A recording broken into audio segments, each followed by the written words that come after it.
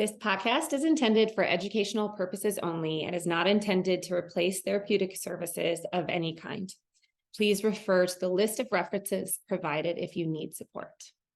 Welcome, everyone, to another Sessions with Sara Cate and Ashley. I am Sara Cate. I'm Ashley. Today is a follow-up episode to last week's, which was about the next choice, not the right choice. And we wanted to kind of follow up that conversation with this one about major life transitions, because oftentimes when we're thinking about making a choice and the pressure is on to be the right one, there's this almost intrinsic fear that everything in my life will fall apart if it isn't right.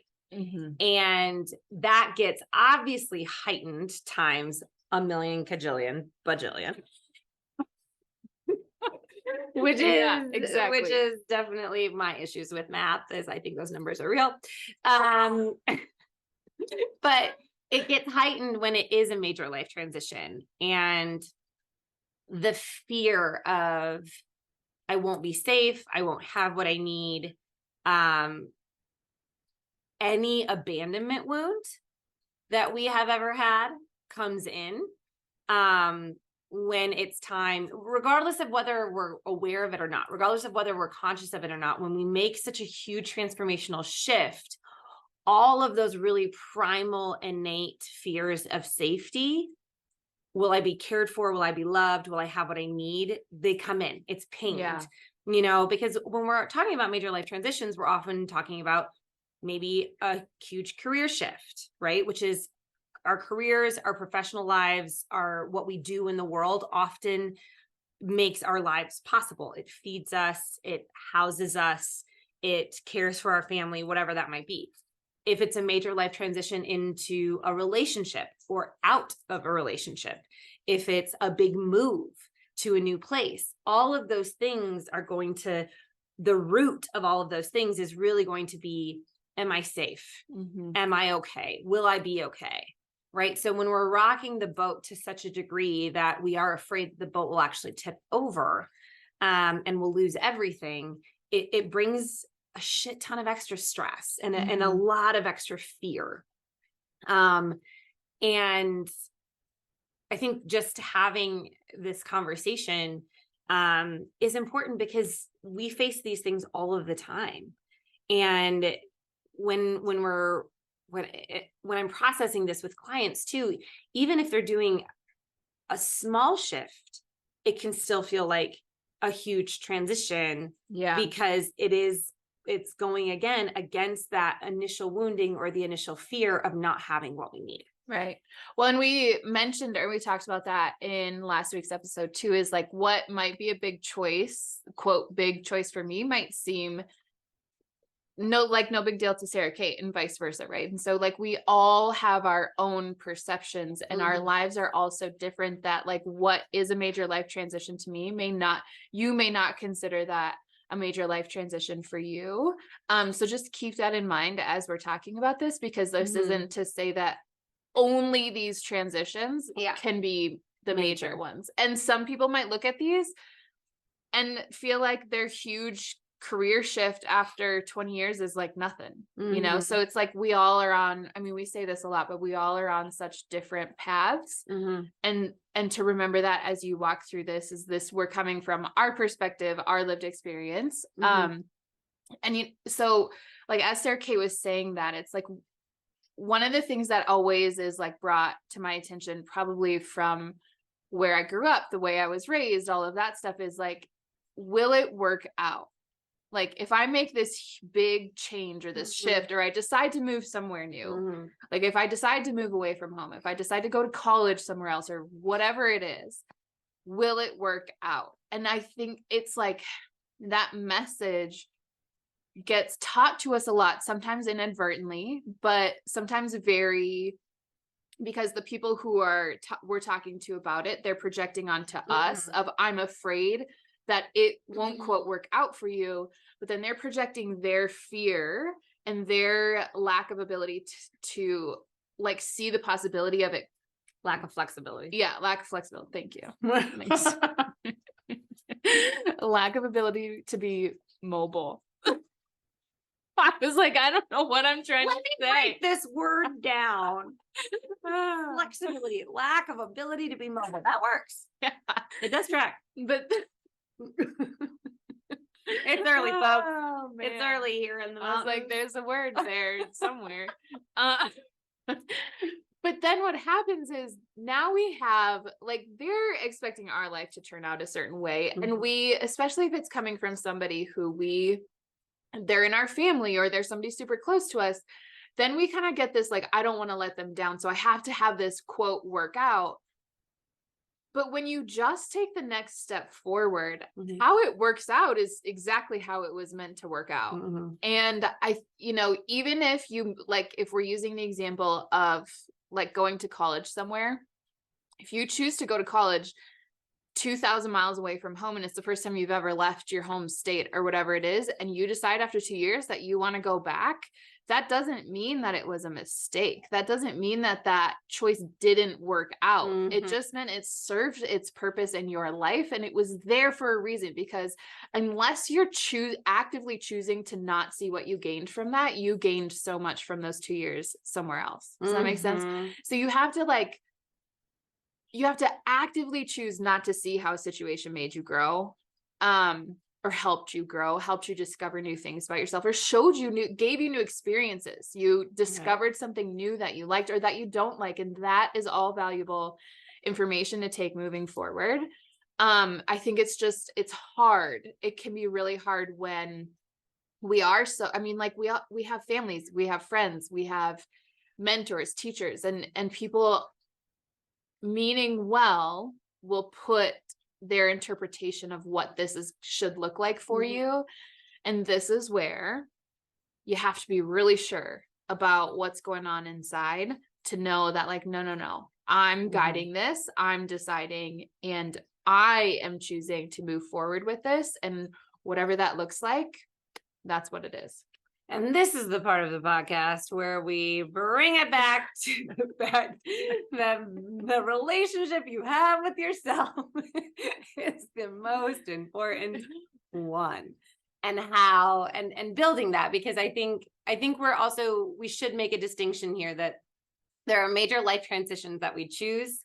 And then there are major life transitions that we are forced into. We don't have a choice. Maybe we have to adjust and adapt because of some sort of, happening or experience that is kind of pushing us towards making a choice. So I want to be clear that obviously not all major life transitions are chosen. Totally. Right. Sometimes those happen. Now, regardless, though, that relationship, what Ashley was talking about, that relationship that you have with yourself, being sure about your choices and your decisions, comes from having a deep connection to self, having a clear channel almost to your intuition, to your knowing, to your sense, and I believe you me, I have thrown myself off some cliffs in my life.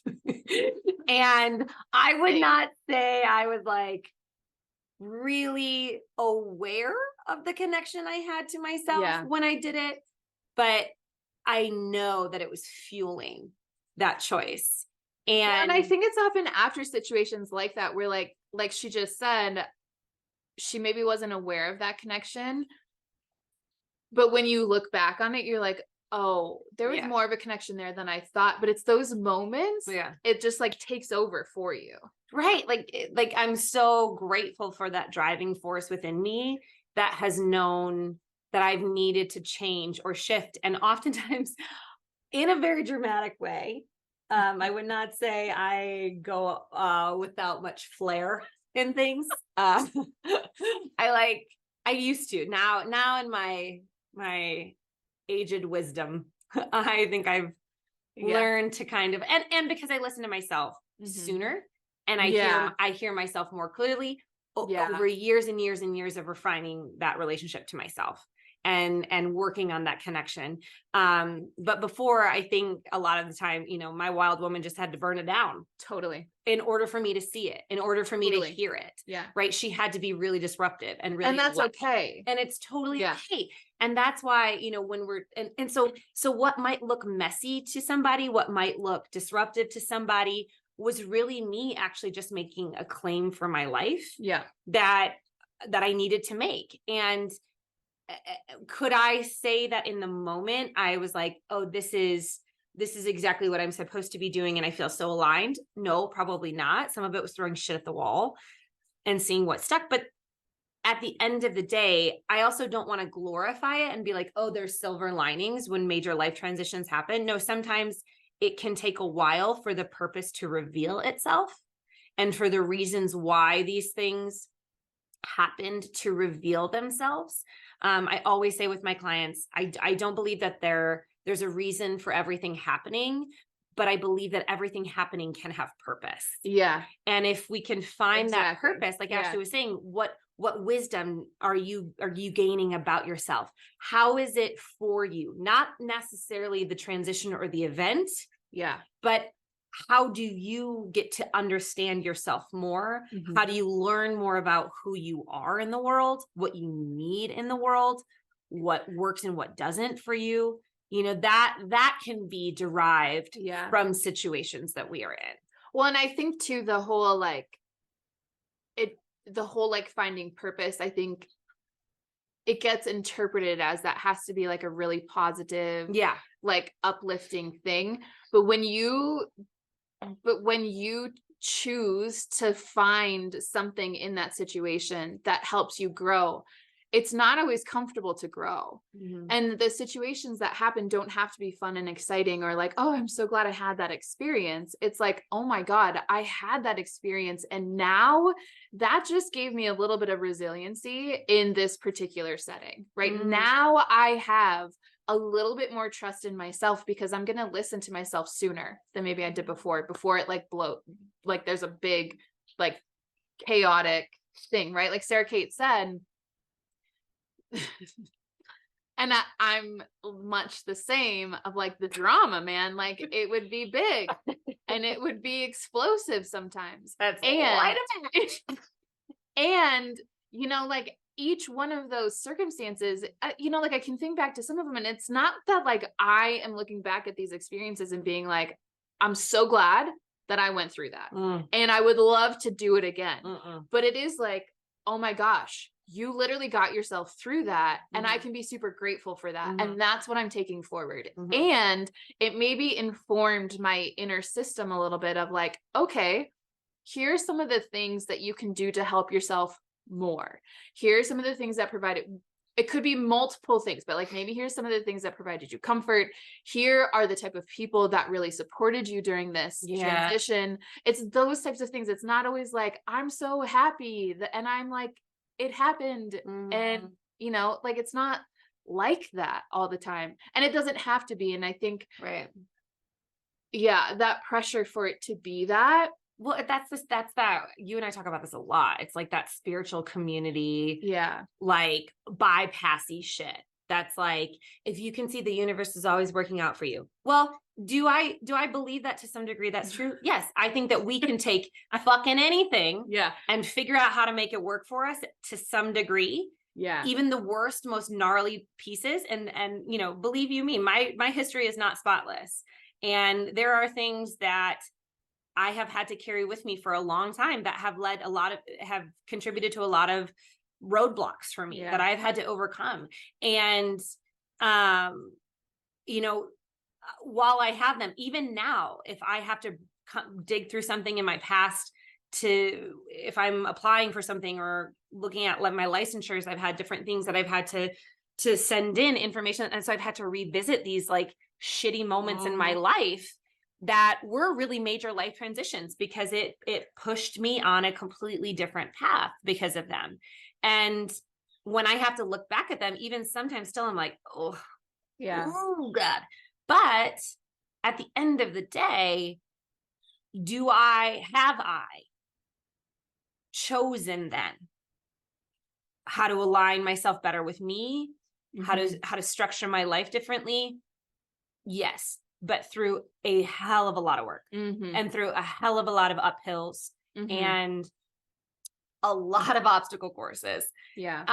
And I think, you know, when we say major life transition, I don't want to discredit the moments where that's really beautiful. Like, let's say you've always wanted to be a mother and you become a mother, and that's still hard. Like every one of my dear friends who's become a mother, I've watched it. I've been intimately involved in some of that process with them. And it is tough, man. It is a wild transition. Yeah. And, you know, and people who've lost loved ones and people who've gone through divorce and people who've been forced out of jobs, been laid off and had to re-begin, or people who go back to school later in life.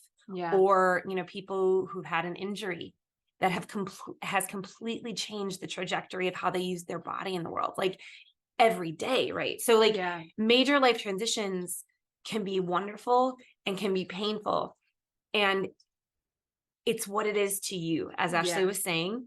And when you discover its benefits and when you have to explore the pain of it, you know, that is the process of reconciliation with yourself. Yeah. When a major life transition happens, can you, regardless of if it's quote unquote positive or negative, can you find some degree of connection to yourself to be like, okay, how do I get through this? Yeah. How do I need to get through this? Who do I need to get through this? What do I need to get through this? Because it is, some of them are heartbreaking.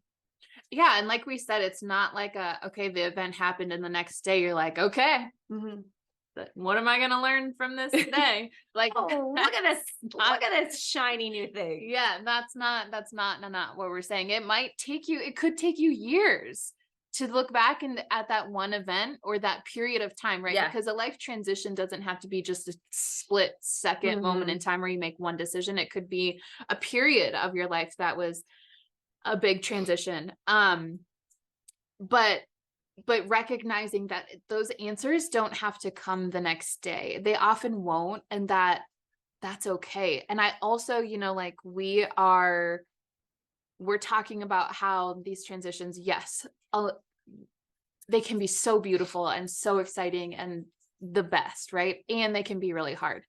And if you are having one of those really hard ones right now, a good episode to go back to is our grief episode. If you for the non-watching listeners, I was just nodding in agreement, like aggressively. She was, my head almost came off my body. Yeah. But because, you know, if there is a major life transition that you were forced into that you weren't expecting or wanting, or it wasn't in your quote plans, you know, I think grief is one that a thing that comes up a lot in those. And even in grief, right, and you'll see in that episode, I really encourage you to go back and listen to it, because we're talking about, again, returning to yourself, but like navigating that really hard relationship, because it's tender and deserves a lot of compassion. So you can find some extra support with that episode. Right. And I think like another thing I want to say about that just is this like bypassy, gaslighty culture of like, just because it's an exciting major life transition that you can't still have grief in it. Ooh, that you can't be sad or frustrated or confused or angry or whatever, or cry to Sara Cate in the morning. We might have had one of those morning sessions before our sessions began. But like, it's true. Like I think we transition more than we realize. Yeah. And I think sometimes major life transitions can be really subtle because it's just like the next thing. Yeah. And when we just do the next thing, we don't necessarily intentionally look back at the chapter that's closing. And so we miss some degree of grieving. And I not that I want to belabor this, like becoming a parent thing, but I really see that with a lot of the parents, because like that, my dear friends who've become parents, where it's like they were living this young adult life Mm-hmm.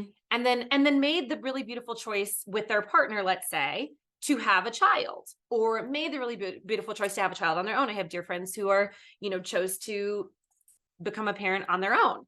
And that we don't always necessarily reconcile, like, because I'm making this really beautiful next choice for myself, that I am leaving to some degree this chapter. I'm closing this chapter of my just being this individual.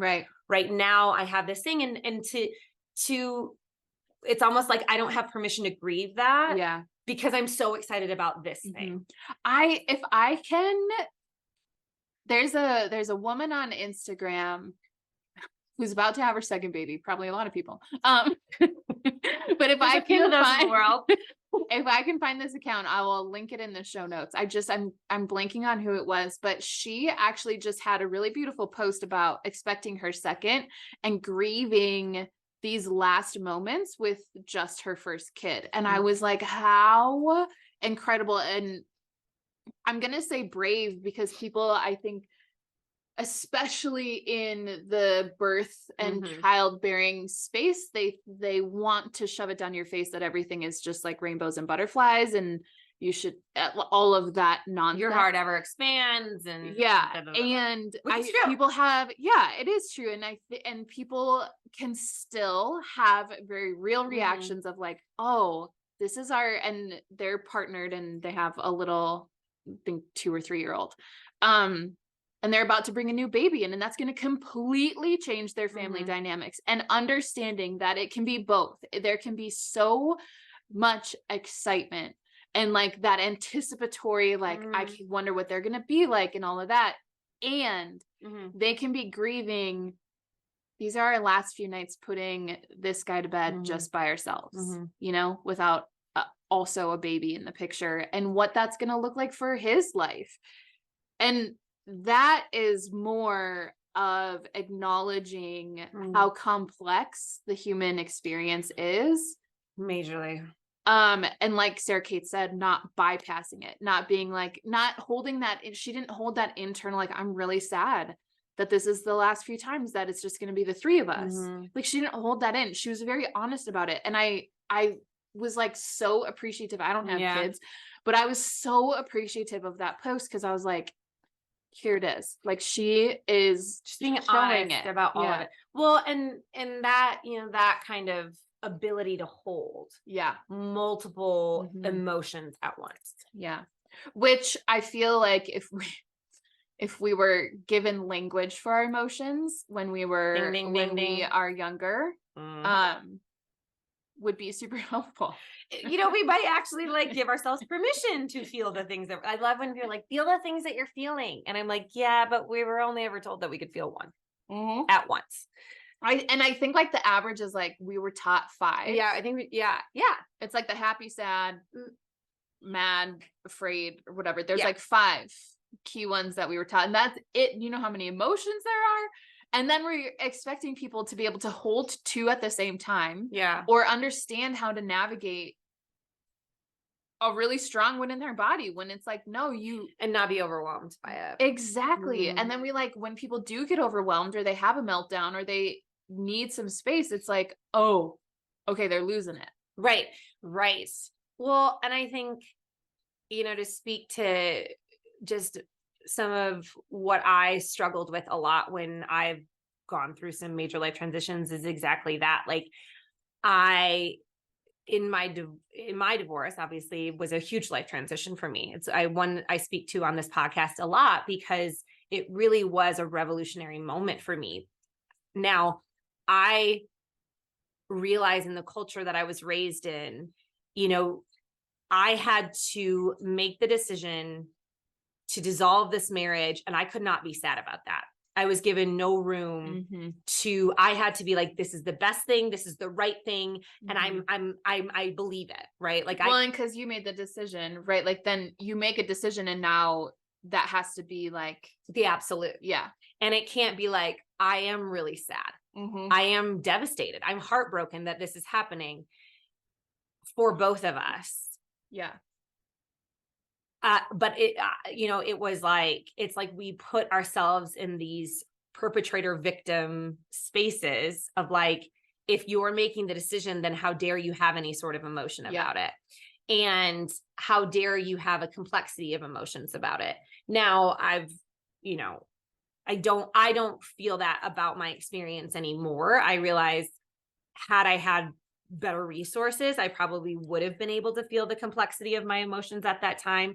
But I did. I mean, I just had to put set my gaze on the future in this major life transition and be like, this is only going to be for me. This is only going to be good. This is the right choice. And I had to like barrel myself forward. And unfortunately, because of that, there was a lot of other missteps and painful processes that I had to go through because I wasn't really making space and room for all of the emotions I was feeling about this major life transition.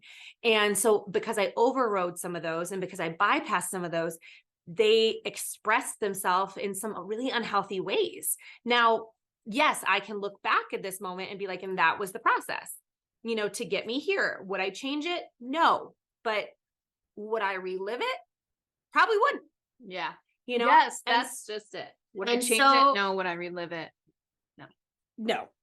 But what that does do for me, like regardless of all of the pain that was experienced is I do think that it has made me a very purpose-driven person. And it has brought a lot of intention and self-connection back into decisions that I make now. The way that I make decisions now is from a self-connected, self-exploratory place of like, how do I want to proceed? How do I want to feel on the other side of this choice? And that is something I do with my clients all of the time. We don't look at necessarily like if they have an A-B choice, let's say, we don't actually sit down and look at the pros and cons and write out a logistical list of all of the things. We sit down and we say, okay, and what will you feel? What do you think you'll feel? What emotions will you have? What experiences? How do you get more of what you think you want out of this life in this arena with this choice? And then we look at the other choice and what will I feel on the other side of that? What fears, what worries, what concerns will come up, what joys, all of the things we go towards feeling, because at the end of the day, our logistics is just our brain's way of trying to control outcomes. It's trying to keep us safe. So listening to her say that, I was like, oh, can you go back and hang out with like 12-year-old me? Right. Because my whole life, well, until I realized that I had a choice in this and could change how I moved forward with things. But I have always felt like the decisions that I have made based solely off of what I was feeling, right? Without letting my brain get in the way. And because then it keeps you safe a lot, right? It keeps you familiar. And so it can be hard to then like go after the thing that like you really feel like, if you really feel like could be beneficial. Scary, yes. Maybe intimidating sometimes, right? But like that space of like, okay, I'm afraid, but I want to do it, if I would have gone towards that my whole life, but instead what I was told was not to use, like, don't think with your heart, which is essentially like, don't think with your feelings, think with your head. Right. And all that did was take me out of my body. Because when you think with your brain all the time, it's doing all of these things. It's creating these stories in your head that might not be truly what you want to feel, but you've been told that because of XYZ, this is the quote good job, right? This is the quote good partner. And I've done all of those. Well, we could just say that actually you check that dog. Exactly. list. I tried it. And what feelings and emotions did it produce? Oh man. That's why we don't go for the right choice. Exactly. The Right. next choice. Exactly. And Bringing it back. yeah, like we're really good at that. It's really great to watch it. It's like a Mario Kart. I wasn't really allowed to play video games, but I played that one every once in a while. And that's just, I saw like Princess, what's her face? Princess Peach. Princess Peach in a little car coming back around. Wow. So she only saw the circular race, which means she's never been on Rainbow Road.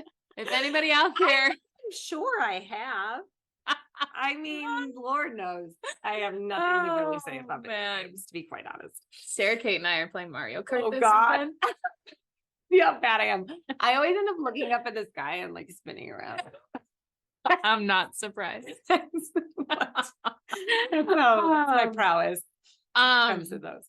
But and people have asked me, like I remember making a decision about a job. Literally, I had the interview with the woman.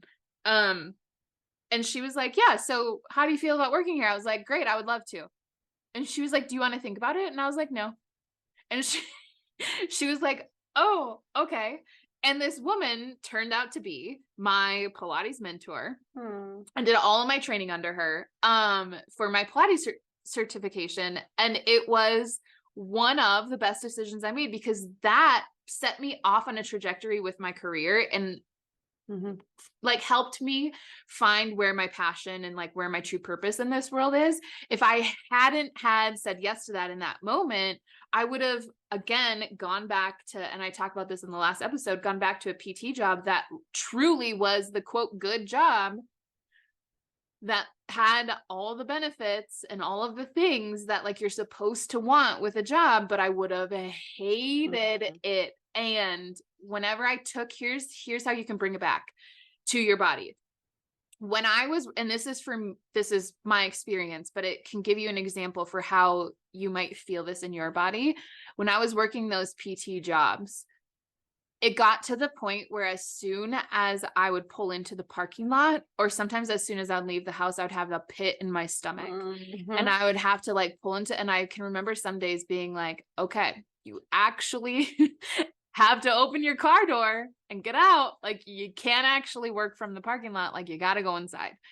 And that heaviness in my body, which turned into it just doesn't feel good to live your life like that every day versus this other job, which like I said, like, yeah, it was scary because it was the start of me building my own practice. It was the start of me having to build up my own schedule. I wasn't being fed clients like in a typical PT office, which people look at as the good thing, right? Like it's the stability. It's like I can count on my schedule being full every single day. But instead, I was betting on myself of like, yeah, I can do this. And it feels so much better.